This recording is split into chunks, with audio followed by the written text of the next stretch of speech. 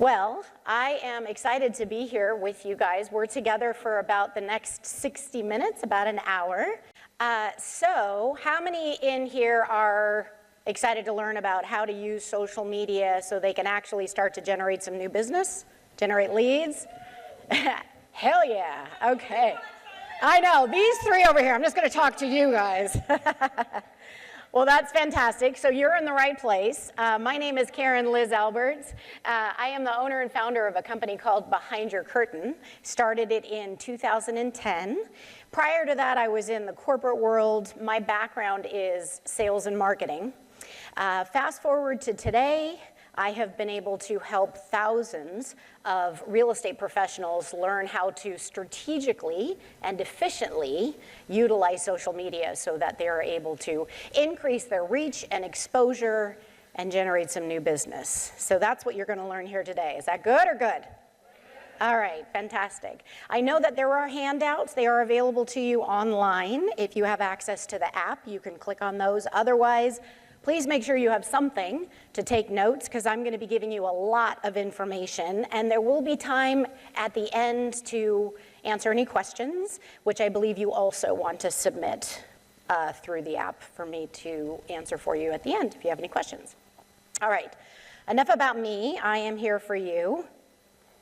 Let's talk about what we seem to know why social media is important for realtors. So your online presence absolutely builds credibility. It can give you status, exposure, and if you have the ability to access the information that is being mined in these platforms, you can absolutely start to see some massive increase in your reach and exposure if you have the understanding of how to access all of that targeted data. And at the end of this session, you will know how to do that. It will absolutely generate leads for you, give your customers visibility to the fact that if you are using social media appropriately, you will absolutely help increase the fact that you know how to use social media for marketing for your business and their properties, as well as helping you win the deal. You do not want to discount the power that your social media brand has on your potential next client. I have had realtors contact me that have said, Karen, I need you to help me get my social media up and going and looking good because I literally lost a deal. I was in a listing appointment and they said, we looked at you and we looked at Nancy, and Nancy's social media looked way more impressive. So it is a contributing factor to them making a decision as to whether or not they're going to work for you, work with you. So you don't want to discount the power that that has. So here's what I get all the time. I hear you, Karen, but I just can't seem to get it to work. Or I'm really busy. I've got little kiddos. I've got more than one job. I have a lot of things on my plate. When in the world am I going to be able to incorporate social media into everything else that I have going on? Or I'm on it all the time, Karen. I'm posting and I'm liking and I'm commenting and I am not seeing any return on my efforts, which basically I call mistaking activity for progress. Because what causes you to either be in avoidance or hamster on the wheel is not having two things. One is you don't have a strategy. And two is you don't have the simple steps to execute that strategy. So what we are going to talk about today is I'm going to go through 8 hacks that will help you start to understand how to strategically use social media so that you are starting to actually see some return on your efforts. You ready? All right, fantastic. So here's what I'm going to ask you to do. We're going to take off our social media marketing hats and we're going to put on our Marketing 101 hat. Because before we even start to think about things like Facebook or Instagram or LinkedIn, we have to understand the basics of marketing. Marketing 101, the first hack that I'm going to talk about is called Know Your Audience. Because things like Facebook and Instagram, these are marketing platforms. But if you don't understand who it is you are wanting to attract as a result of using these platforms, it's kind of an effort in futility. you're kind of spinning the wheels and you're not being seen. And I'll explain how all of this does actually tie into things like Facebook and Instagram and the algorithms and search engine and all of that kind of stuff. So when I talk about Marketing 101 and knowing your audience, you are never going to see a marketing campaign that is written without knowing who the ultimate consumer is in mind. Meaning, you're never going to see a woman doing yoga on the cover of a sugary cereal box, right? That's not their demographic.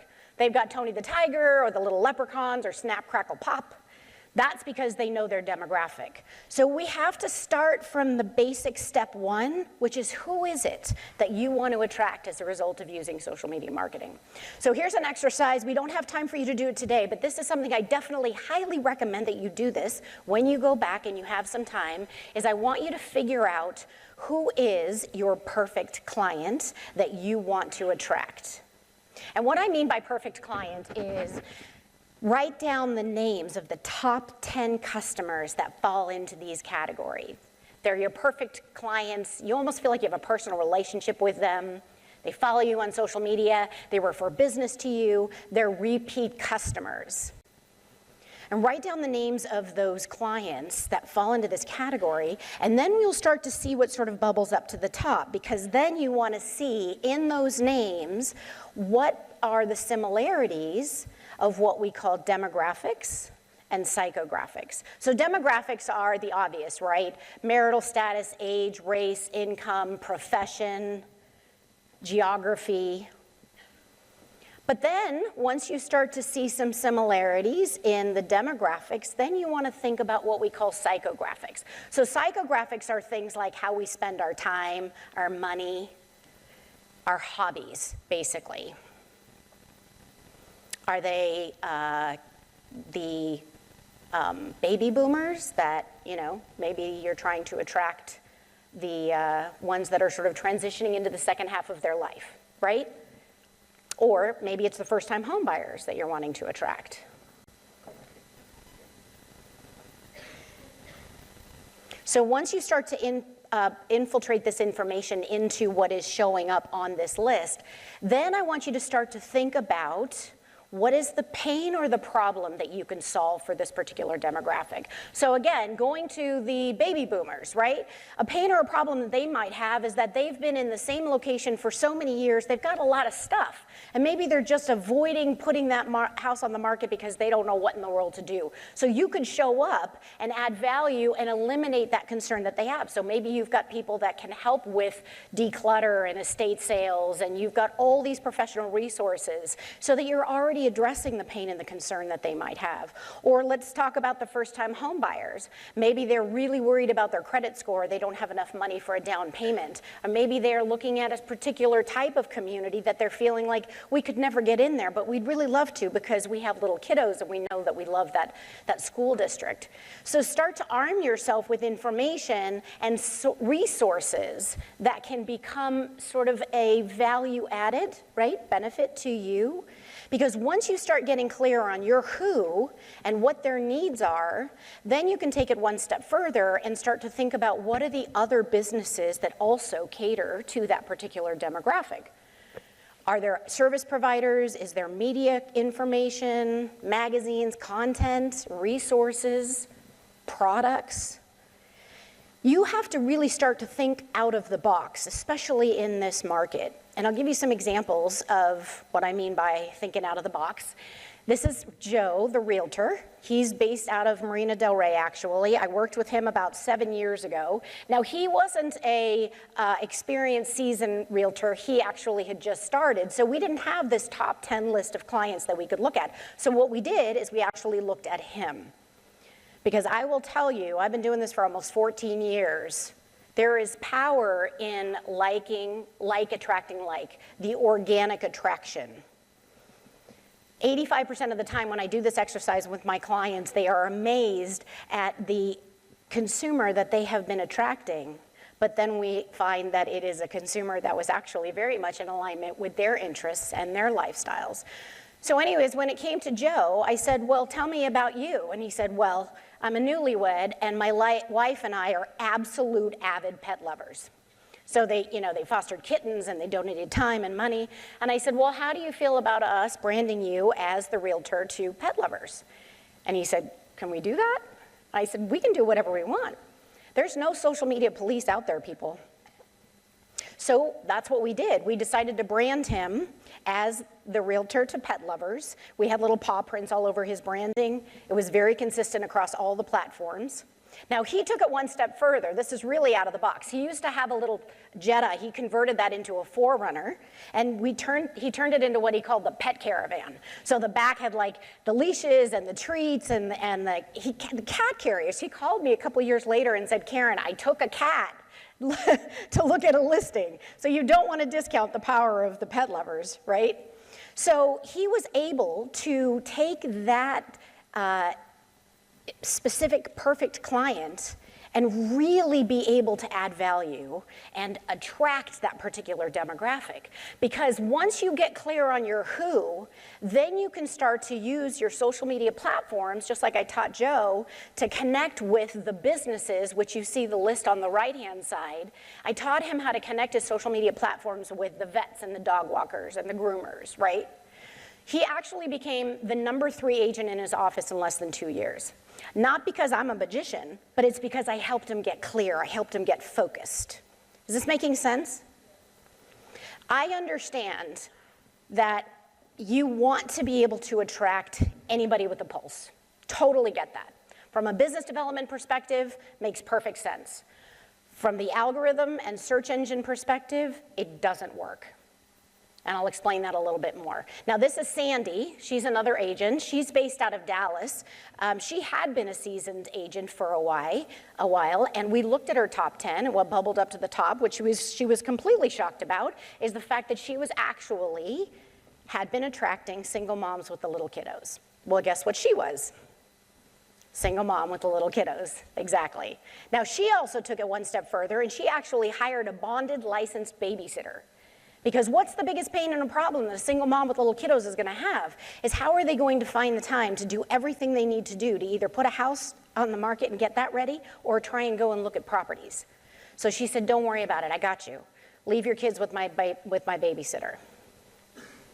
And she expanded upon it over the years, and she does, spa days and mom's night out and all of that stuff. And then the list on the right-hand side, I taught her how to connect her social media platforms with all of the professionals that cater to that. And she's able to really craft her social media content and her marketing and her messaging to speak specifically to that particular demographic. So hopefully this has kind of gotten some wheels turning and spinning for you a little bit and giving you some ideas. So let's talk about how we tie all of this in and why this is so important when it comes to using things like Facebook and Instagram and LinkedIn. And my hack number 2 is something that I call feeding the algorithm. So let's talk about the algorithms. Whenever you're using any social media platforms, there's always 2 markets that you want to make sure that you are attracting. There's the market that knows about you. So these are your friends and your family members and your followers, right? And then there's the market that doesn't know about you. So they are out surfing Facebook or Instagram. They might have a need in what it is that you have to offer, but they just don't know about you yet. And the one component in all of these platforms that controls how you show up in front of either one of those markets is the algorithm. So it's this mysterious guy, right? This wizard behind the scenes that seems to have a lot of control over what it is that we are trying to accomplish, which is reach and exposure, right? The algorithm has one goal in every social media platform, and that goal is to make sure that it keeps the user community happy. And the way that it does that is by ensuring that the information that shows up on the newsfeed of every single user is right in alignment with what that user has an interest in. So you and I are dictating all day long what we see show up on our newsfeed, right? Because we tend to post about or engage with content that's very much alignment with our interests. This is being monitored and tracked by the algorithm. It's even on our phones, right? You talk about something, do not talk about Preparation H by your phone. The news feed is not attractive once you've done that. I'm just giving you a little tip there. So all of this is being monitored by the algorithm so that when you log in, the information that's being presented to you is creating a positive experience because it's all right in alignment with what you have an interest in. I'm a female lead singer in a band back in Denver. I have a lot of stuff that shows up on my newsfeed that's based on music, not just social media. I didn't ask for it. I get a lot of suggested for you, but that's because the algorithm is monitoring my behavior. So once the algorithm gets a sense of what a user has an interest in, it actually goes and scans the millions of business pages, looking for business pages that produce content that it thinks might be right in alignment with what this whole user community has an interest in. The challenge is, most of you are using your social media platforms to be an everything to everybody, and the algorithm does not have a profile called everybody. That is why you have to get clear on who it is that you want to attract and where they are geographically. So the analogies that I use is if you think about a dartboard, right? You've got the outer ring and then the smaller one, and then you've got the bullseye. The bullseye is your money. The bullseye is where you want to get clear on your who and your community, your geographical pocket. And I work with a lot of realtors and I ask them where geographically do they want to service, which communities. And they're all over the place, right? Hundreds and hundreds of miles apart. Again, I get that. That's not going to help you when it comes to telling the algorithm or feeding the algorithm the information that it needs to know. So you really have to hone in on a community that you want to dominate. You can absolutely start to show up in front of your local community if you start to apply this strategy. We want you to be seen, right? Let's get the spotlight on you so you can start to be seen. Then it ripples out into the other communities. But if you're spreading yourself too wide, you're not going to be seen at all, which is why you are here today, right? So when we talk about knowing your information to feed the algorithm, there's 5 questions that the algorithm is looking for. When it goes and it scans your pages, it wants to know who you are, what you do, how you do it, who you do it for, and where you do it. And the who you do it for and the where you do it, those are the 2 questions that are neglected all the time. Because again, we'll talk all day long about how great we are and what we do and how we do it, right? Real estate, interest rates, houses, real estate, interest rate, houses. Who is that all about? That's all about you, right? So here's the news flash. It's not about you when it comes to social media. It's about them, who you're wanting to try to attract. So get really clear on the answers to these 5 questions, and then make sure that you write out a really comprehensive, what we call social media bio. Because when the algorithm scans your page, there's 3 places it's going to get the answers to those 5 questions. The first is the name and the designation that you've given to your page. So make sure that you have a lot of the keywords relevant to those 5 questions. And then the second and third place it goes is the description in your profile picture and the description of the header banner picture. And most people don't have anything in these pictures. They just put them up there because they're a placeholder. You can utilize this as an area that will feed content to the algorithm. And on a side note, don't discount the power that this header image can have for you to communicate visually to the visitors of your page. So I always say you want to clean the house before you invite the party guests over, right? So don't go through this whole process of starting to become this shiny object and draw people over to your social media pages, but then they're not impressed with what they see. So spend some time upgrading.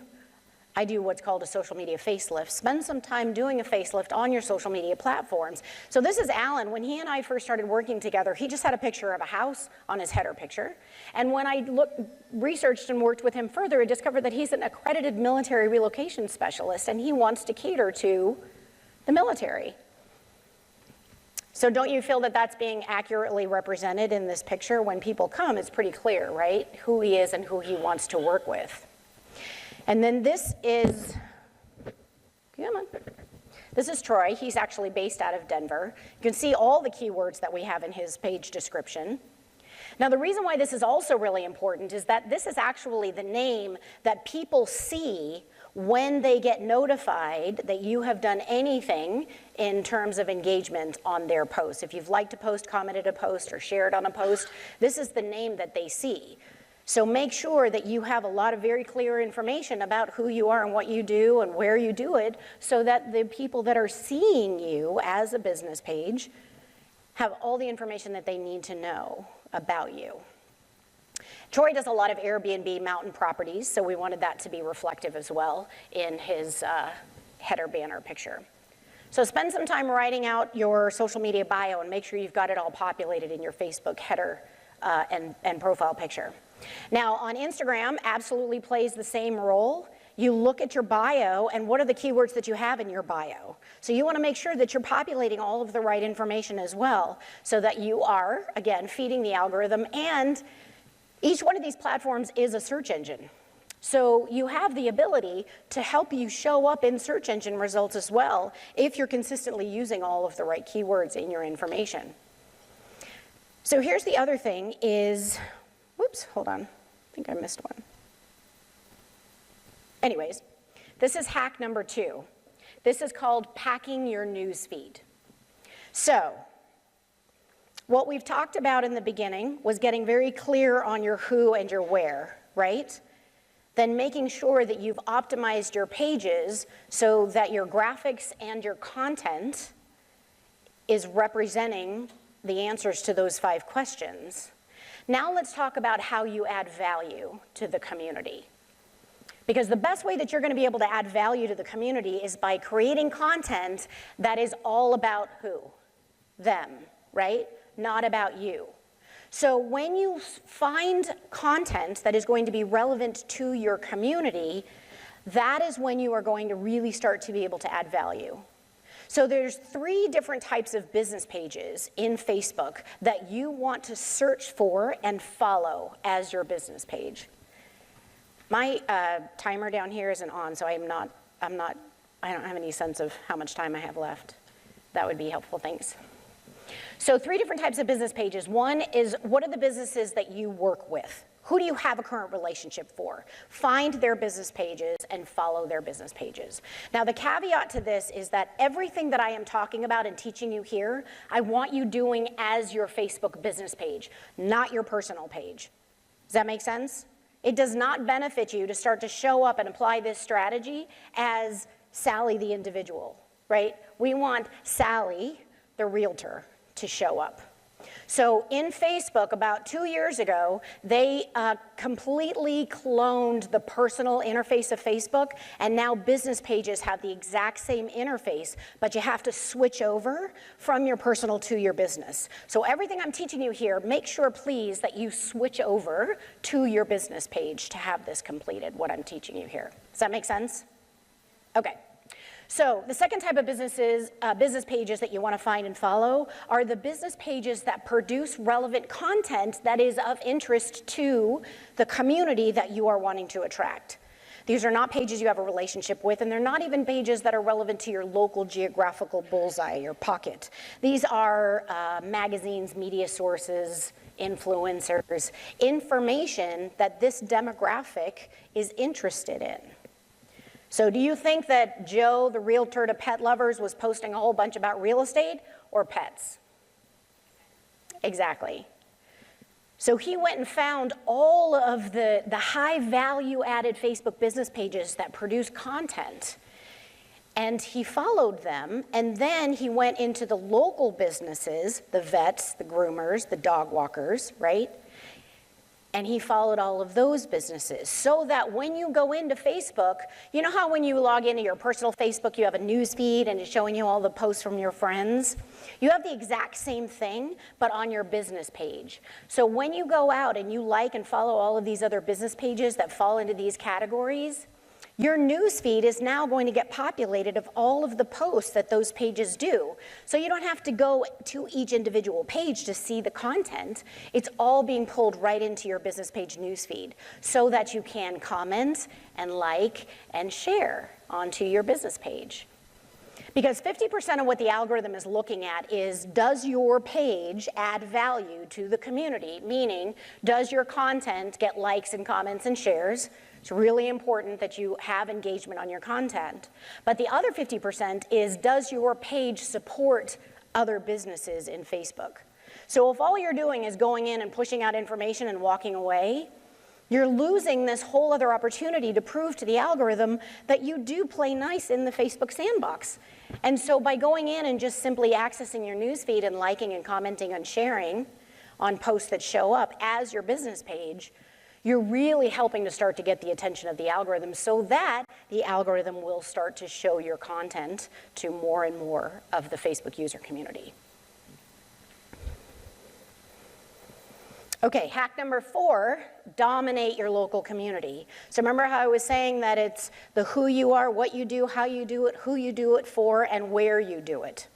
So really figure out what your bullseye is. What is the community that you really want to specialize in? Again, doesn't mean that that's the only area that you'll be doing business in. It's really helping you to become way more effective and efficient when you are utilizing things like Facebook and Instagram, because it doesn't take you long. Most of my clients, I say 15, 30 minutes a day. Go in, execute this strategy, but if you're clear on the who and the where, it makes it so much easier. Can you see that? Okay. So dominating your local community, in Facebook, there is something that's called a places page. Every single geographical area has a places page. So all you do is you go into Facebook, you go into the search box, and you put in your geographical bullseye, the pocket, the community. And in the search results, the top right is always what's called a places page. The places page is literally consolidating all of the information for you onto this one page about what's going on in that area. So this is Denver, Colorado, places page. You can see in the top section, it's broken it down into categories of where to go. So these categories are listed as sightseeing, restaurants, nightlife, and it's pulling up the top business pages in that geographical area that you probably want to follow and pay attention to. And then the next section is upcoming events. Are you kidding me?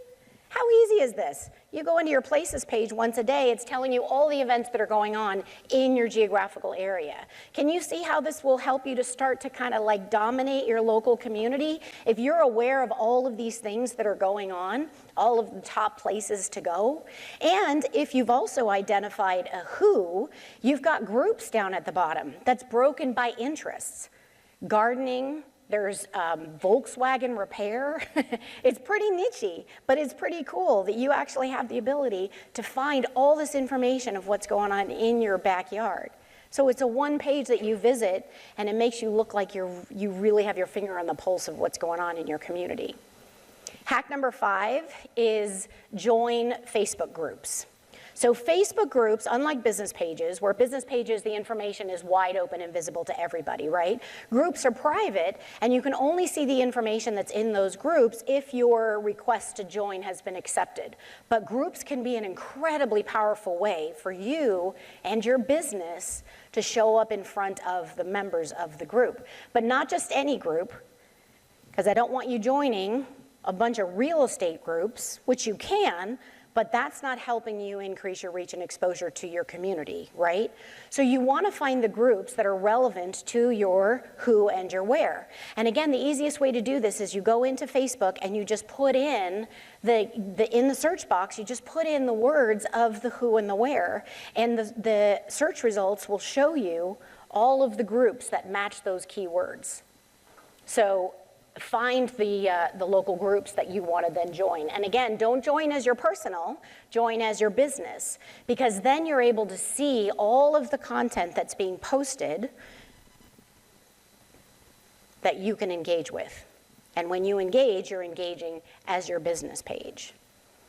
And they'll know exactly who you are and what you do and where you do it because you've made sure that your business page name contains all of that information, right?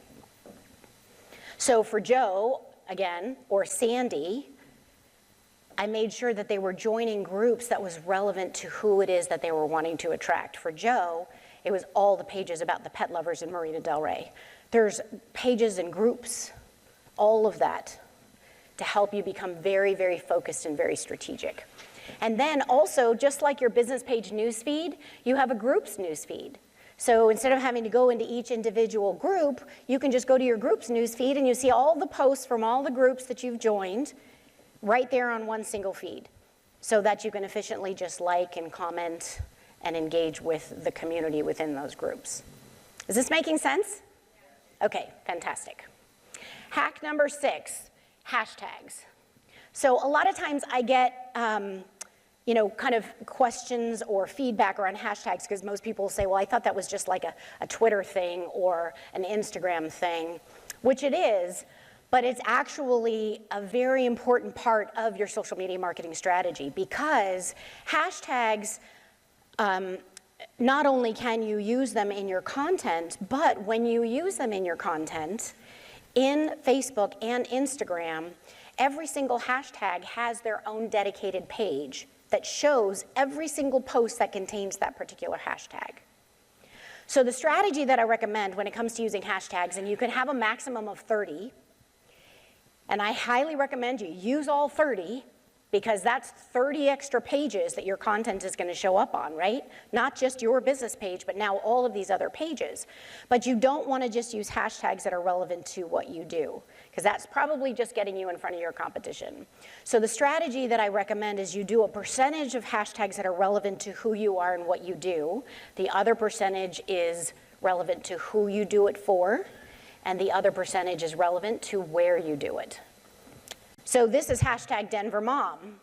So again, if there's a realtor that is interested in attracting moms in Denver, I highly suggest that they use this hashtag in all of their content, so their content is showing up in front of that demographic on these particular hashtag pages.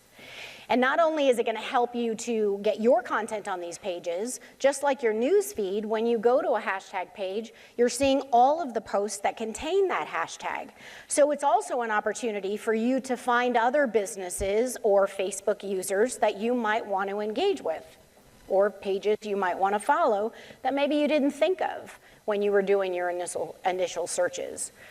So it's a great source of finding content, and it's a great source of finding other accounts that you might want to follow and start to build a relationship with. And Instagram, absolutely, same thing, use all 30, because Instagram also has a dedicated page for every single hashtag. Now in Instagram, you can also follow hashtags. So I do suggest when you put your list together is go in and follow those hashtags as well, because what that'll do for you is then your Instagram news feed will start to get populated with more strategic information for you as well. But knowing that people in Instagram can follow other users, but they can also follow hashtags, it's also more important why you want to make sure you're using all of your hashtags in your Instagram content. But just like Facebook, when you go to the hashtag pages in Instagram, this is what I love that Instagram does. It actually gives you 2 different sections of content. The first section is called the top posts. Those are the ones that we really want to pay attention to, because the bottom section is the most recent and we don't care about those. The top posts, it's 9 posts that fall into this top post section. So what constitutes a top post is either the number of followers that the account has or the amount of engagement that that post has received. So Instagram is literally serving up to you the Instagram accounts that are relevant to your who and your where that you probably want to start to follow and engage with. So this is another fantastic page that you can visit on a consistent basis. These refresh all the time, so you're being given new content as well, and possibly new accounts that you might want to follow. Hashtag number 7, Reels. So if we look at sort of order of prioritization of what is getting preferential treatment by the algorithm, the bottom is posts, the middle is stories, and the top is Reels.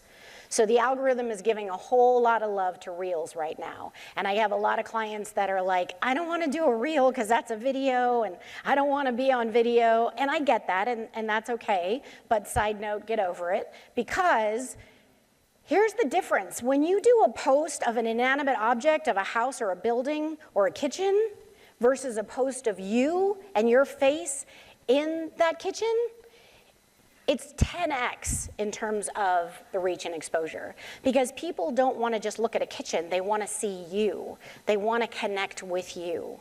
And it doesn't have to be complex. It doesn't have to be a whole lot. You can keep them short and simple and sweet.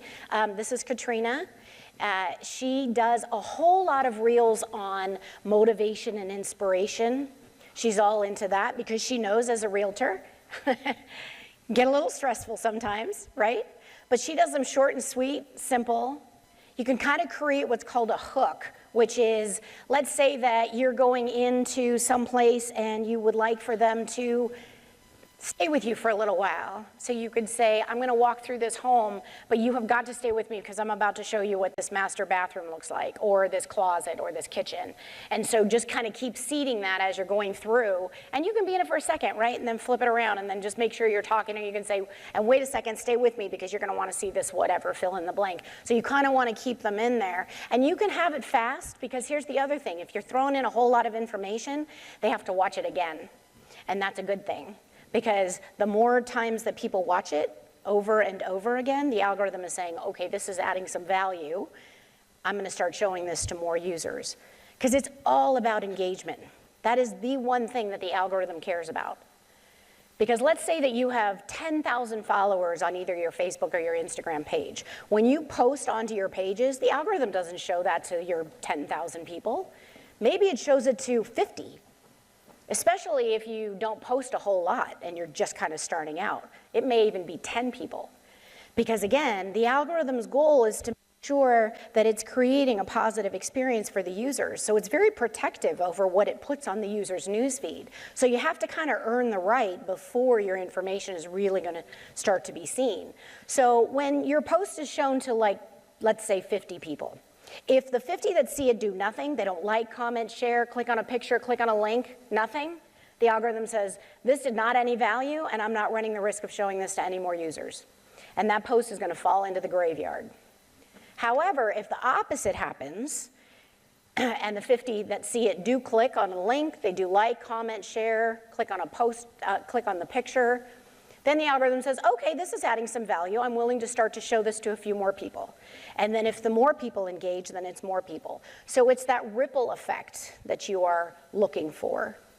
So when you're thinking about the type of content that you want to put out there, so let's go back to the analogy of packing your news feed in Facebook, right? You're looking at your news feed and you see a post that you think, oh, this is really relevant to my community. I'm going to share it. But maybe you see another post that you're thinking, but this one's really relevant, and you're trying to figure out which one. Look at the engagement.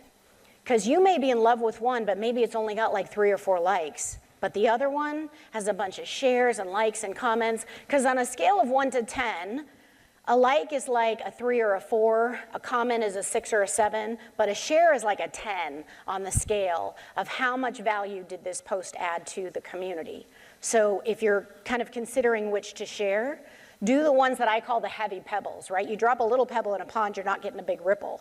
But you drop that big pebble onto your page that you share, because it's already received a whole bunch of engagement, the algorithm is less likely to hold that and not show it to your followers, because it's kind of already proven itself. Does that make sense? So make sure that you are looking at creating content that is going to add value and get lots of engagement. That was a complete tangent that I just went on for you. So anyways, back to Reels. If you are thinking about, oh, I need to post content, what should I do today? And you've only got a couple of minutes, don't worry about a post, don't worry about a story. Make sure you create a reel, because that's going to start to really get you the reach and exposure. So reels are definitely on both Facebook and Instagram. All right, hack number 8. So when it comes to stories, so you know we've got posts and those show up on your feed, and then you've got stories and they show up at the top either in the circles on Instagram or the boxes on Facebook. The greatest strategy that you can use the stories for is simply sharing other people's posts onto your stories. Again, it does not have to be all about you. But this is an example. These are 3 of my realtor clients, and what I taught them was find posts of what's going on in your community and just share them. Toss them into your stories. Because what happens is, over time, people are going to start to realize that you are adding value, you're sharing content that they think is going to be of interest, to them, and they start watching your stories more. And all of this is being monitored by the algorithm. So again, if all you're doing is putting out content that's just about you and real estate and interest rates, it's just not going to help you. It's like a tree falls in the woods scenario. Start adding content that is going to add value to the community, but you got to figure out who that community is first, step one, right? So once you start tossing content into your stories, it's going to make it a lot easier for you when you see a post. I toss a whole bunch of inspiration, motivation stuff into my stories. Some is about social media, but again, we're all independent entrepreneurs, business owners. Sometimes it can be a struggle. So I get that, and that's kind of what I do, but I don't make them all myself. I find other accounts that I follow that have really good content, and I just simply toss them into my story. All right, let's recap. Step one, read this with me. What's step one? Know your audience, exactly. Does that make sense? All of this other stuff is not going to help you if you don't know the who and the where you're wanting to attract. And then once you know that, what do you get to do in step two? Feed the algorithm, exactly. So tell the algorithm who you are and what you do and how you do it and where you do it, who you do it for. And then once you know that, you get to go find all of the relevant business pages that produce content that's going to basically add value. And then you get to do what? What's number 3? Pack your newsfeed, because your newsfeed is going to show you content from all of these pages that you have chosen to follow. That's right in alignment with your strategy. And the other thing that we want to do is what? What's the fourth one? Dominate your local community. So go to your places page, find out what's going on in your local area, start sharing that information, and get involved with it too. I mean, a lot of what I've talked about has been about online. But offline marketing is just as important as online. You do not want to replace one with the other. But let's say that you go into the local places page in Facebook and you see an event that's going on right in your community and it's attracting the demographic that you want to attract. Reach out to them. Hey, can I help you? Do you need volunteers? Can I support you? Because then you can start to share their content, but then once you're there, what do? You take the pictures, you get a little reel, take a video. You can start to use that as content because that's showing you as someone that is involved and wants to support their community. I just noticed I've got bullets on one side and numbers on the other. I'm just seeing if you guys are paying attention, because I'm not, clearly. Okay, what's number 5? Facebook groups, right. Are you going to join as your personal page or your business page? Exactly. You're so smart. You guys are really smart. It's because you're here in this session. And what's number 6? How many hashtags? 30, exactly. Are they going to be all about real estate? No. Real estate, who you are, what you do, who you do it for, and where you do it.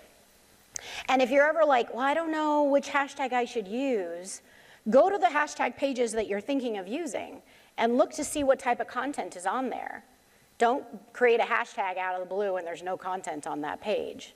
You want to use the ones that are actually trending and have content on them. And what's number 7? Use Reels, absolutely. Get in front of the video. Don't be scared. And what's number 8? Share to your story. And what's my little note there? Clean your house before you invite the party guests over. And that is just emphasizing the importance of spending some time looking at how you are showing up to those that are visiting your page. If you haven't ever Googled yourself, I highly suggest that you do it. Do it in what's called an incognito page, so it doesn't have any search cookies or history of what you've already searched for. Because the incognito page is going to show you what the exterior people are going to see when they search for you. And make sure that you're showing up and how you're showing up. And do you have a good professional profile picture? Do you have a good header picture? Do you have all the right keywords in your bio? It's going to be really, really important. Okay, that's me. Was this helpful? Okay, fantastic. Hopefully I got the wheels turning for you a little bit. I do have some time for questions. I believe there's supposed to be some in the app. So let me see. Did anybody post some questions in here? Oh, we've got a few. Okay. Miles, where's Miles? Miles, okay. How to gauge balancing personal pages versus business page. Do you post from one to another? Hold on. Okay, how to gauge balancing personal pages versus business pages. Do you post from one to another or keep them separate or really shift your focus to your business social page? Yeah, that's a great question. Most of the realtors that I talk to or work with, they say, I'm just gonna use my personal because I tend to get more engagement there, right? Not so much on the business. The reason why is because you're not doing this. So I highly suggest that you start to apply this strategy all on your business. Because here's the other thing you have to be careful about is Facebook is really cracking down on people using their personal for your business. I've had a lot of agents contact me and they've been like, I'm in Facebook purgatory, because they were using their personal all for business. And the reason why Facebook is frowning on that is because they just went through this whole, new development rollout of giving you all of the new functionality as a business page. So be careful with that as well. And then it's okay every once in a while if you want to post onto your business and share it onto your personal, which I do recommend that you do that because then it gives visibility to your personal community that you have a business page. Right? Does that answer? Okay, great. Thank you for that question. All right.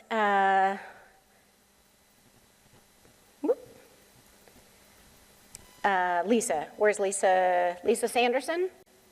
Hi. Okay, I've heard too many hashtags get to marked as a spammer, so is your suggestion of 30 really real? Yeah, it is. Yep. Because it is going to help you get in front of the community. If all you're doing is using hashtags that's relevant to you and your industry, then yeah, it's gonna kind of look spammy, but it's also not helping you or anybody, right? So use the ones that are going to help you get in front of that particular target. And the way that I usually suggest you do it is that you don't have the hashtags all up in the caption, like push them down. You may have seen people that do those periods, those dots. That's what you have to do to force it down because Facebook doesn't really recognize a whole bunch of hard returns. It'll just push it right back up to the top once you hit save. So that's why if you do those dots, it'll push it back down to the bottom. And then if they really want to see them, they have to click read more to expand the caption. So it's really not for the eyeballs that are reading your caption. It's really more of you just increasing the reach and exposure of that post. Does that help? Not at all. Mm-mm. Okay, Elrado Ruiz. Hi, okay. Let's see. Will you recommend creating several accounts that will create discussions on your own post to boost it? How about paid ads on Facebook where you can target an audience? Would you recommend it? I'm not sure what I mean. What you recommend creating several accounts that will create discussions? Are you talking about more than one, like Facebook business page?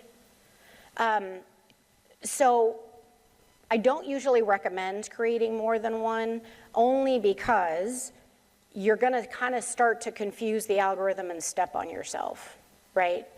Unless you were doing something like it's just about a geographical area and you're not in it at all, you as the realtor or an actual individual. But at the same time, that's not the goal, right? You want to become visible. You want to start to become your own brand and start to create relationships. So I don't recommend having multiple pages because you're kind of also then adding more work onto yourself. So just start with one, focus on one, execute the strategy, and then once you get comfortable with that, then maybe you could see about applying it to other pages. But let's just kind of keep it simple, right? So you can see some success. Now, when it comes to paid advertising, I love paid advertising. Everything that I've talked about here today has been 100% organic, but I think when you have a paid strategy added to the organic, it's very, very complementary and effective. However, what I don't recommend is you tossing money at a post just to get more eyeballs to see it if all you're doing is just trying to increase visibility. That's like, if you post it onto your page and nobody's liking it, you're just putting bad money behind it, because it's really not going to help. It means that you didn't add value in it initially anyways. What I do recommend is putting some money behind something that is very, very specific, that you have a call to action for. So if you are wanting someone to do something as a result of that post, if it's clicking a link, if you want them to sign up for something, if you want them to schedule an appointment for a listing, that's when it makes sense to put money. But to just boost a post because it's a boost that you're just hoping someone else, more than people will see it, that's kind of like lipstick on a pig, right? That's not really quite doing what it is that we're wanting it to do. Okay, let's see. I've got about 8 minutes. Adriana Watson. Hi, okay. Would you recommend targeting different demographics on different social media platforms due to the algorithms being different? So that's a really good question. The platforms, I would say yes, if you are really, really clear as to which platform attracts which demographic. So if you were saying that you wanted more of like, families, and you're targeting those on Facebook, versus Instagram could be a different, like you wanted like the boss ladies, right? That's Instagram. You just have to be careful because remember, Facebook owns Instagram. So the algorithms are actually looking at all the information to make a decision about who you're wanting to attract. So you don't want to confuse the algorithms, you don't want to step on them. But if you don't want the pages attached at all and keep them separate, then yes, you could try and apply that strategy. Does that help? Okay. Tiffany Wilkerson. Hi. Do you recommend using recent AI technology to automate any, oh Lord, we don't have enough time. Yes. I think everybody has a little bit of a love-hate relationship with AI. It's another thing you got to get over it because it's not going away and it is incredibly powerful and effective. And if there's any of you that want to kind of stay connected with me or follow me on social media, I also have some little freebies up here if anybody wants to come get these. I am doing a webinar in like second week of December. That's how to use Canva and AI together to increase massive amounts of social media content relevant to your target audience. So, yes, and I wish I had more time to talk about that, but yeah, it's pretty awesome stuff. Okay, Ashley Berardi. Hi, okay, you said, is it better to have an Instagram influencer page or an Instagram business page? I mean, it's really dependent upon what it is that you're trying to do. If you are, influencers work really well when you're just all you're wanting to do is just promote you as a kind of a lifestyle type of a brand, or if you've got a particular product that you're trying to promote. Most people that are looking to connect with a realtor through social media are not going to be looking at influencer pages. They're going to be looking at the business pages. And you have a little bit more extra functionality on the influencer side, but again, it doesn't necessarily help you. Yeah. I know. Isn't that annoying? Like, why? Because as businesses, we don't get to use that? I know. Yes. It's a good question, though. Okay, I want to make sure that I get to everybody. Nuno Brizito? Yes. Okay. Do you think creating a page without your name in it, luxury homes versus Nuno sorry. I'm going to say it right. What is it? Is it Italian? Oh, Portuguese. Okay. Versus Nuno Brizito, realtor, will get more engagement, views, and follows. So just combine the two. If you want to have luxury as a part of it, then just put luxury in the keywords as well. You really don't want to remove yourself from it because people aren't building relationships with pages that just show luxury homes, right? And the other thing too to keep in mind is that if you have clients that want to refer others to you, Do you think they're going to say, go look for luxury homes, or you think they're going to say, go look for Nuno Brasito, right? So you really don't want to make it difficult for people to find you or recommend you, which is another really important reason why you want to have a business page, because people will search for you as a business page, but people can also write reviews on your business page. They can't write reviews on your personal. And reviews are really, really important. Reviews are important to those that are looking at you, but it's actually something that the algorithm looks at as well. So if you have a bunch of really good 4 or 5-star reviews on your page, the algorithm is saying, okay, this is a business page that's adding value to the Facebook community. So you want to utilize all those things that's going to sort of help you sort of get that extra credit and kudos from the algorithm. Let's see, William Swanson. Hi. Okay. You said other sessions this week have emphasized starting with YouTube video and share from there. Thoughts? Yeah. It's okay to share from YouTube. I wouldn't recommend doing it all the time. And the reason why is because Facebook doesn't like, or Instagram or LinkedIn, they don't like it when you are posting content that is going to take their community away from their platform. So I highly recommend that you sometimes are uploading the videos directly to your platform, because the algorithm likes that better. Right? You can share every once in a while, but you'll also notice if you look at some of the other really popular Facebook business pages, like HGTV, just as a little tip for you, is a fantastic Facebook page that you should all be following, because they do really great high quality, high engagement videos, little DIY home projects, those kinds of things. But you'll notice that the posts that they do where they just upload the pictures or videos directly into it have like 10x the amount of reach and engagement versus the ones where it's just a link that they've posted to send people to their website.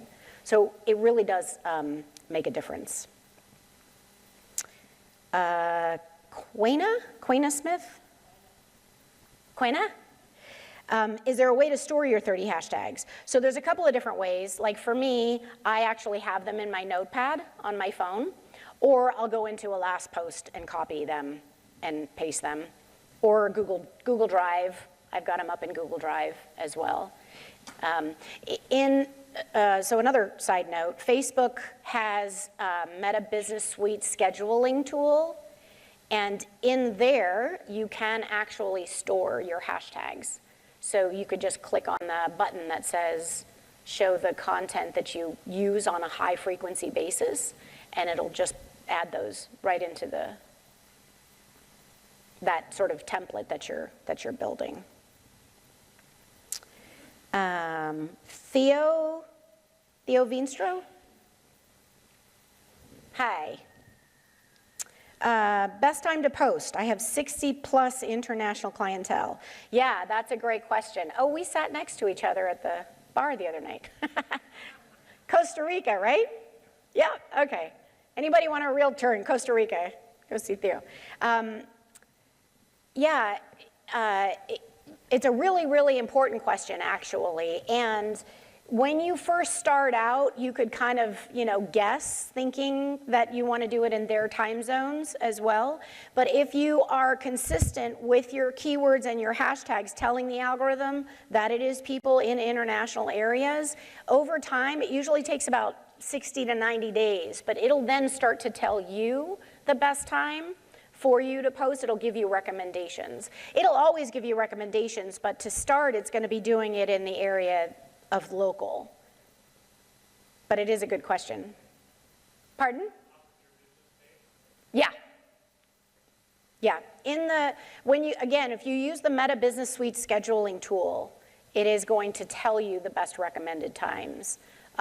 It's kind of doing that as generic when you start, but again, after about 60, 90 days, it'll have some data that it can start to give you some actual recommendations. I'm out of time. I don't know if we've got somebody coming in right after me. Can I answer a couple more questions? Yeah? Okay. Carlita Smith? Hello. Rundown on broadcast channels. a broadcast channel is just another opportunity for you to get in front of more people in another kind of new creative way. I have them, I use them. You can get quite a large following pretty quickly. It's really kind of the word says it all. It's if you have something going on and you want to broadcast it out to everybody that's following you, it's a great opportunity to do that.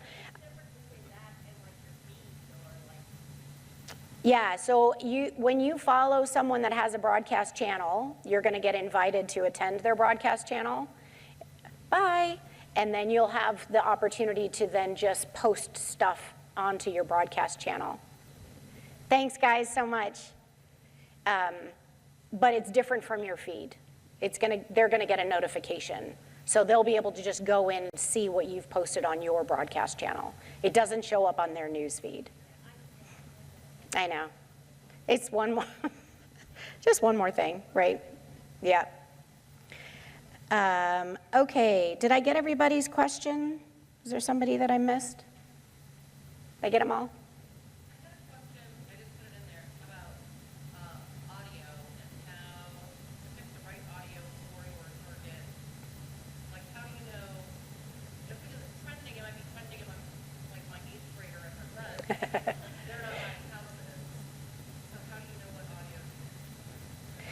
Okay, so she's asking, how do you know which audio to select when you're adding it to like a reel that you're uploading to your social media?